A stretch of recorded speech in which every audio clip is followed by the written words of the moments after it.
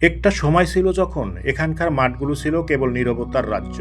অনাবাদি জমিতে বাতাস বয়ে যেত নিঃশব্দে, আর মাটির বুকে জমে থাকতো অনিশ্চয়তা। কিন্তু এখন এই জমিগুলোতে রয়েছে এক অন্যরকম বসন্ত। খুলনার পাইকগাছায় চোখে পড়ছে এক অন্যরকম দৃশ্য। যতদূর চোখ যায় সারি সারি তরমুজ সবুজ পাতার আড়ালেই উকি দিচ্ছে হালকা সবুজের ছোঁয়ায় সবুজে মোড়ানো লাল মিষ্টি তরমুজ। আর এসব বিশ্বায়নের নায়ক এখানকার তরুণ কৃষকেরা, যারা চাকরির পিছনে না ছুটে মাটির সঙ্গেই গড়ে তুলেছেন নিজেদের ভাগ্য। এদের একজন শান্তকুমার মণ্ডল। ডিগ্রি পাশ করার পর হতাশায় ঘেরা দিনগুলিকে পেছনে ফেলে মাত্র 5 বিঘা জমি দিয়ে যাত্রা শুরু করেছিলেন তিনি। এখন তিনি 25 বিঘার সফল চাষী। তার ক্ষেত এখন যেন উৎসবের রং।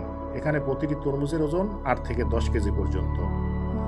এক একটি ফল যেন এক একটা সম্ভাবনাময় সিন্ধুকের চাবি, যেখানে প্রতিদিন অন্তত 5 জন শ্রমিক কাজ করছেন।